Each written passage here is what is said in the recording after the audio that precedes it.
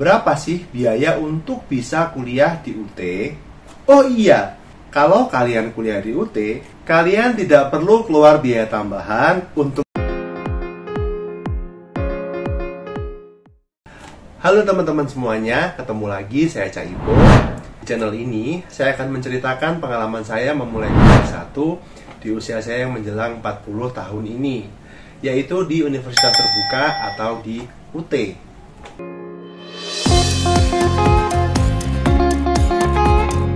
Status saya sebagai mahasiswa aktif ya, jadi bukan alumni yang sudah lama lulus, sehingga informasi yang saya berikan adalah informasi yang terkini. Supaya bisa terus mengikuti kisah perjalanan saya selama kuliah di Universitas Terbuka, silakan subscribe dulu channel ini ya. Yuk langsung aja kita bahas. Pada video kali ini, saya akan menjelaskan tentang perbandingan kuliah di UT versus universitas swasta. Fokus kita kali ini adalah tentang biayanya ya. Saya sering mendapatkan pertanyaan, biaya kuliah di UT berapa sih? Katanya murah banget. Bener nggak sih? Mungkin teman-teman di sini ada yang penasaran sama biaya kuliah di UT. Coba tonton video ini sampai selesai. Mudah-mudahan dengan mendengarkan penjelasan saya nanti, teman-teman jadi lebih bisa memahami tentang biaya kuliah di UT. Universitas Terbuka merupakan tempat pendidikan tinggi yang membuka kesempatan seluas-luasnya bagi seluruh warga negara Indonesia yang ingin belajar. Terbuka untuk siapa saja.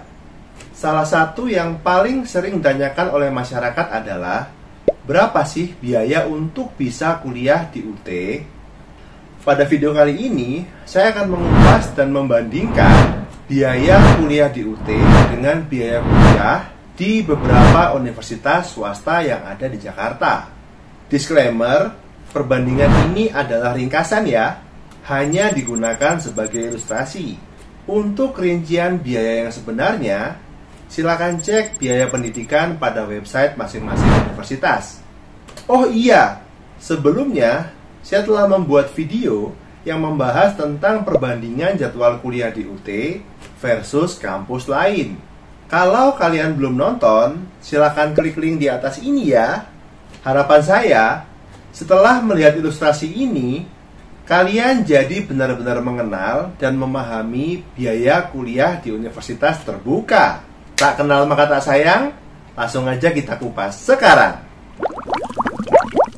Supaya bisa membandingkan biaya kuliah antar universitas, pertama kali yang harus kita lakukan adalah menggolongkan biaya-biayanya secara umum. Saya juga akan membedakan biaya yang satu kali bayar dengan biaya yang dibayar setiap semester. Perbedaannya adalah pada warna merah atau hijau. Untuk biaya yang dibayar satu kali selama kuliah, kita golongkan menjadi biaya masuk dan biaya gedung. Untuk biaya yang dibayar setiap semester, kita golongkan menjadi biaya pokok, biaya SKS, biaya buku, dan biaya praktikum. Biaya masuk ini namanya bisa bermacam-macam tergantung dari universitasnya. Bisa disebut biaya formulir, biaya administrasi, biaya admisi, biaya ujian masuk, dan sebagainya. Biaya gedung namanya juga bisa bermacam-macam. Biaya fasilitas, biaya prasarana, biaya peralatan, sumbangan pembangunan, dan sebagainya.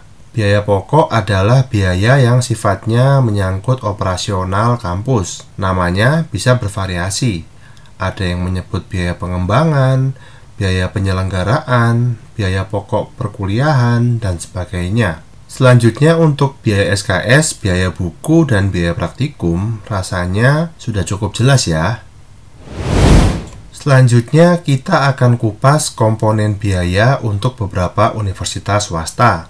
Berikut ini ilustrasi komponen biaya 3 universitas yang akan kita bandingkan dengan UT. Silakan dibaca dan dipahami dulu. Kalian boleh pause video ini sejenak. Sudah dibaca? Sekarang perhatikan pada kolom biaya praktikum. Di universitas yang ketiga, semua jurusan dikenakan biaya praktikum, namun dirapel dan dibayarkannya satu kali di awal. Sedangkan di UT, biaya praktikum hanya dikenakan pada jurusan tertentu. Misalnya pendidikan guru, akuntansi, perpajakan, kearsipan, hukum, pariwisata, dan sebagainya. Pembayaran dilakukan pada semester ketika praktikum tersebut dilakukan. Sekarang perhatikan poin pentingnya. Tidak seperti di kampus swasta, UT tidak membebankan biaya gedung dan biaya pokok karena UT menerapkan pembelajaran jarak jauh. Loh, kok bisa?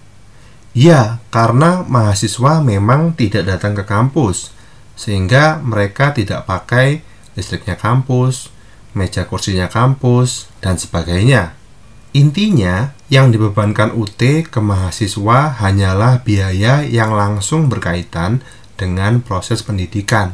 Jadi, perbedaannya di sini ya. Oh iya, untuk komponen biaya UT SIPAS atau UT non-SIPAS memang berbeda ya. Saya sudah membuatkan video tersendiri tentang SIPAS atau non-SIPAS ini. Silakan klik link di atas ini ya. Selanjutnya, kita akan ulas perbandingan biaya kuliah dalam nominal rupiah. Supaya apple to apple, kita bandinginya jurusan yang sama ya. Berikut ini ilustrasi nominal biaya jurusan Sistem Informasi di 3 universitas yang akan kita bandingkan dengan UT. Silakan dibaca dan dipahami dulu. Kalian boleh pause video ini sejenak. Sudah dibaca? Sekarang perhatikan biaya masuk dan biaya SKS jurusan Sistem Informasi di UT dengan 3 kampus swasta. Kampus swasta nomor 1 adalah yang paling murah dibandingkan kampus swasta nomor 2 dan 3. Jika kita bandingkan biaya di UT dengan biaya kampus swasta nomor 1, biaya di UT hanya sekitar 20-30%-nya saja. Selanjutnya adalah ilustrasi nominal biaya jurusan manajemen di 3 universitas yang akan kita bandingkan dengan UT. Silahkan dibaca dan dipahami dulu. Kalian boleh pause video ini sejenak. Sudah dibaca? Sekarang perhatikan biaya masuk dan biaya SKS jurusan manajemen di UT dengan 3 kampus swasta. Kampus swasta nomor 1 adalah yang paling murah dibandingkan kampus swasta nomor 2 dan 3. Jika kita bandingkan biaya di UT dengan biaya kampus swasta nomor 1, biaya di UT hanya sekitar 15-20%-nya saja. Menarik kan? Sebenarnya, masih ada perbandingan biaya tidak langsung yang membuat kuliah di UT jauh lebih murah daripada kuliah di kampus swasta. Apa hayo? Karena UT menerapkan pembelajaran jarak jauh, mahasiswanya tidak perlu mengeluarkan biaya transportasi dan tidak perlu ngekos. Cocok banget kan buat kamu yang mau kuliah tapi budgetnya mepet? Gimana teman-teman? Sekarang sudah tahu kan tentang biaya kuliah di universitas terbuka? Apakah kamu masih punya pertanyaan? Silakan tuliskan di kolom komentar ya. Kesimpulannya menurut saya, UT itu biaya kuliahnya jauh lebih murah daripada kampus lain. Kok bisa sih? Yang pertama, secara komponen biaya, UT tidak membebankan biaya gedung dan biaya pokok pendidikan pada mahasiswa. Yang kedua, secara nominal biaya, UT menerapkan biaya yang jauh lebih murah daripada kampus-kampus swasta, yaitu hanya di kisaran 1-2 jutaan per semester. Jika dibandingkan dengan kampus-kampus swasta yang tadi telah kita bahas, nominal biaya di UT hanya sekitar 20-30% dari nominal kampus-kampus tersebut. Hal ini mungkin terjadi karena UT menerapkan pembelajaran jarak jauh sehingga biayanya jadi lebih efisien. Oh iya, jangan lupakan fakta menarik bahwa kalau kalian kuliah di UT, kalian tidak perlu keluar biaya tambahan untuk transportasi ataupun ngekos. Saya akan bagikan terus kisah perjalanan saya selama kuliah di UT sampai dengan 4 tahun ke depan, secara live.